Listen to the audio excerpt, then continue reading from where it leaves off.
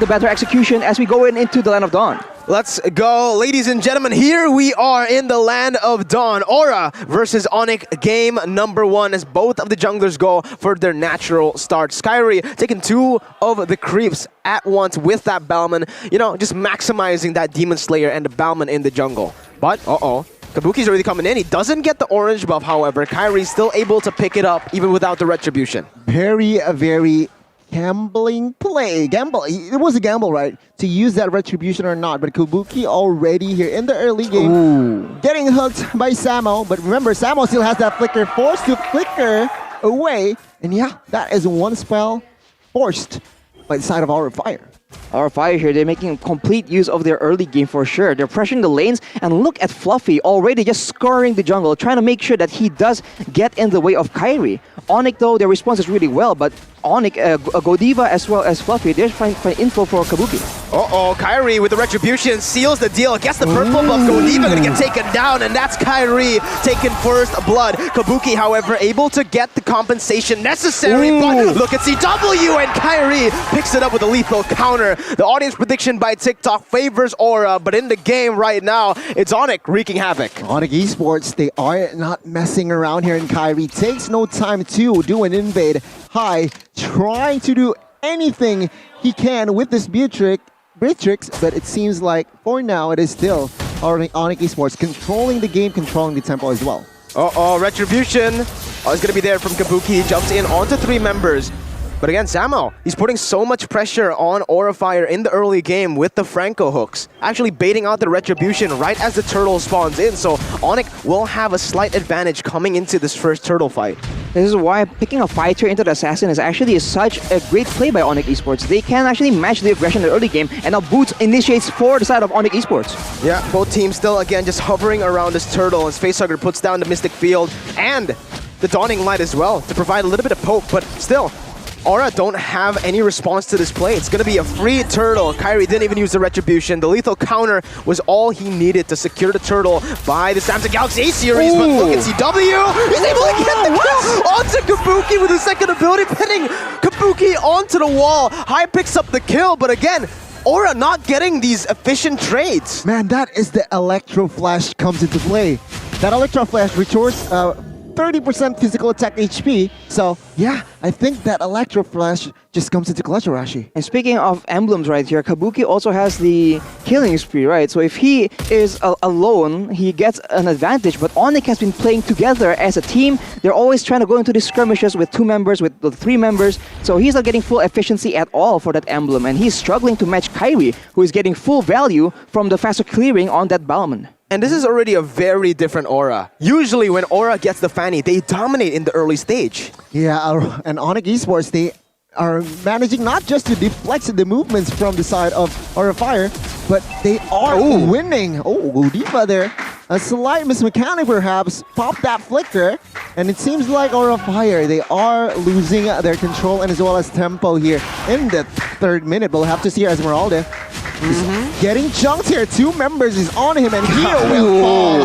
Boots, and as well as Gian, but on the other side. Luminant Blast onto 3. There you go with the Valentina. He's able to steal it away as Godiva tries to put the damage back on to the team. Kyrie, did he actually steal the purple buff? Well, Godiva is going to have to run for his life because Kyrie and Boots are here to take him down even under the turret. It's a double kill picked up, and Aura are getting outclassed. And yes, Kyrie took the purple buff away from Kabuki.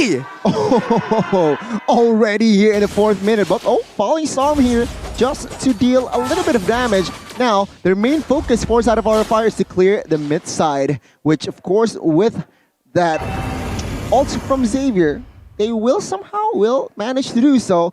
But now tempo has gone down here. CW already farming like heck on this Moskov. I feel like minute number 7 is going to be crazy for this guy already.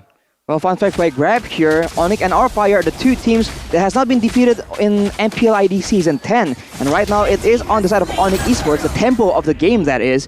And honestly, Drian stealing away the Numenon Blast, that was such a smart play, and I think we can look forward to even more of that because he has so many options. There's so many good ultimates on the side of Aurafire and on the Esports. They orchestrate a dive right here. Oh, it's another dive here. Drian with the Numenon Blast, able to pin someone down. It's only Godiva though, as Kabuki jumps in for some damage. Another Numenon Blast by Godiva, but Onic with the disengage to get out.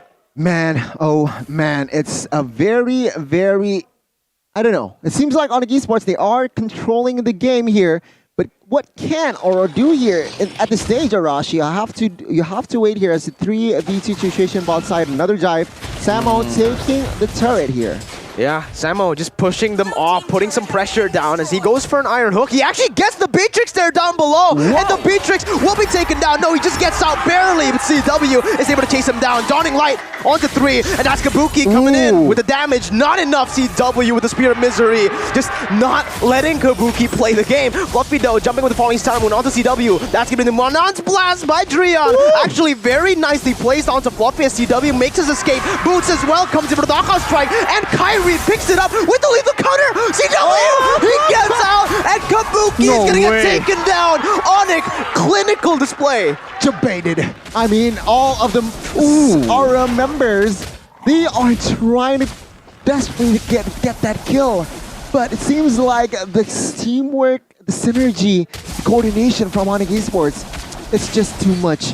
And now Aurafire, they are behind 5,000 in what, 6 minutes, Arashi. This is not a good sign. It's absolutely not a good sign. There's only 2 kills on the board for Aurafire, and we mentioned how they like to win the team fights early on and then use that advantage to get the objectives. But Onic Esports, they're not even letting that go, so they take all the objectives, they're winning all the fights and surviving with barely a sliver of HP. I think Aurafire, they have to try and play together here because you see if they go in at the same time, they have a better chance, but OCW, wow, he gets out! And Samo too! Cancel! Oh my god! Samo gets the Iron Hook onto high, he's gonna fall! My goodness, Onic Esports completely outclassing Aurafire. Wow, they are reading Aurafire like a book there. And yeah, well-timed Bloody Hunt to cover. This is to cover CW, his gold laner, and both of the members survive. Item-wise here, Arashi. Uh-oh, wait a minute though. There's another fight here as Kyrie dives in deep under the tier 1. He will not find anyone except for a turret. Arashi, again, time to take a look at the items. Well, Boots on the Paquito has a Bloodlust Axe, so he can be a lot more dynamic in those fights. And whereas we can look at Facehugger, he only has the Clock of Destiny and the cooldown boots, so he doesn't have nearly enough utility to try and poke down or even deal damage. Same thing for High, he has the BOD, but that's about it. They are so behind, and they do not have enough damage to burst down the members from Onic Esports. The only one they can possibly try and get is Drian and CW, but with 3 very strong front lines in Kyrie, Boots, and Samo HT, right? 3 fighters, 3 tanks in the front line. Onic Esports can just bully them away from the objectives and actually take slowly and surely take the objectives from Aurafire. Yeah, I mean, item-wise, I do want to point out that a Genius one was built as well, so Valentina by Drian, so Valentina is going to deal a lot of damage here, but Kyrie opening up the map. Way too tanky. That was, what, Dawning Light, Mystic Field, everything actually popped there to just deal a little bit of damage onto Kyrie. What items did he have, Arashi? Kyrie already has an Antique Curse. He has a Sky Guardian helmet as well, I believe. So he has a lot of HP to try and absorb the damage coming in from Aurafire. And I don't know, they had a lot of time as CW. A solo kill. That is ridiculous. Against a Fanny with high and dry. 1-for-1 here, court side of Kabuki. Not good. I mean, Onic Esports is just dismantling Aurafire's defense here. Last turret, bot side before the base turret, and it seems like they are stepping on the gas here with this first Lord unenhanced though. But we'll see, can Aurafire defend this one? Looking at their composition, I mean, they have Beatrix, they have as well as Xavier, and as well as Lolita, so their high ground is still a-okay.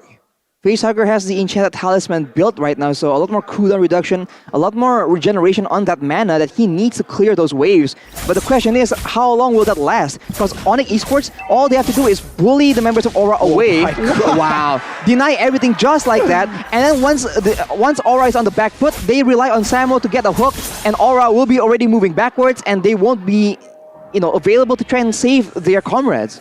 Aura are sweating in their own jungle, and they need the new Axe effect. With the new upgraded dual action Dio body spray, shush! They can fight up that sweat, man. They can fight up that sweat. And I do want to add this. Season 9, I mean, Fenris Kabuki is so notorious. Yeah. And now, 11,000 gold difference here. Onic Esports, they are, like you said, outclassing Aura Fire. We'll see with the Lord push. Let's see. They still have a whole lot of high ground defense with High on that Bennett and Facehugger obviously on the Xavier. They are able to clear out the Lord, but it is only the first Lord, the unenhanced one. Onic though, Samo with a flicker, he gets Facehugger! And just like that, they're able to find a pick. Meanwhile, Kabuki jumping in will just get slaughtered by CW. Godiva with the shield, a 3v4 situation right now. Zrian isn't able to finish Godiva off. They're picking up the turrets on the right, and it's actually going to be Aura who still manages to defend. However, Onic pick up a turret down below.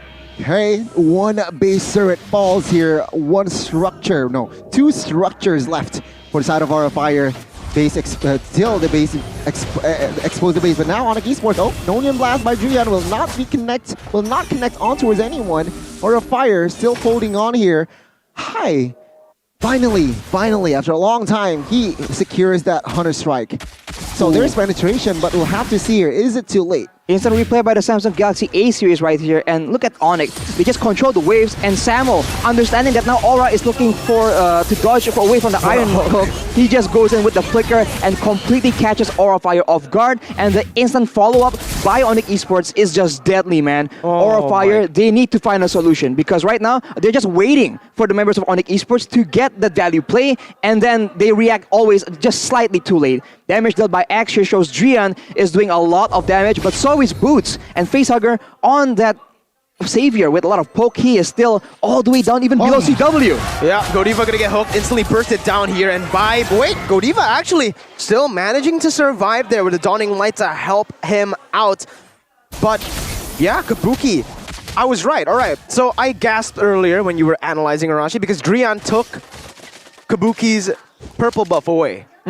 So I think the last time Kabuki actually got a purple buff was when he was level 3. I think so. So yeah, a very tough game here for that Fanny. I mean, Drian now, he has the Holy Crystal here. So the BOD of Fort Magical has been secured by Drian. We'll have to see here the impact as the Lord, the Enhanced Lord, now is up, and Kabuki, no purple buffs. They're denying Kabuki his playmaking before it even begins, man. He's just not letting... He's just not getting any opportunity to try and make anything happen. No farm, no EXP, right? No purple buff. What can he do? Even right now, CW can solo kill him, so he has no options at all in the jungle. Onic Esports will take the Lord, and they will struggle for control again as the hook gets blocked in by Godiva. But again, Aura Fire, they have to try and do something different, man, because it's just a matter of time at this point. We'll have to see here as Lord is now going to march bot side. 2 base turrets left for side of RO. Kyrie here might be caught. 4 members is on him. Oh my god, he gets the stun. He gets everything. The resource is just on him, but now the backup. Boots and friends. The Iron Hook connects, and Boots will come into play. Facehugger is down. It's Godiva. It's not looking good. He also falls, and now 3 members is left defending the base. Oh man, Kabuki even gonna get taken down once again. Aura Fire have done everything they can, but it does not matter. Samo finds another, and Onic will take game number 1, absolutely obliterating the Dragons. Man, yeah, Onic Esports is just too clean against Aura Fire. They're very sharp.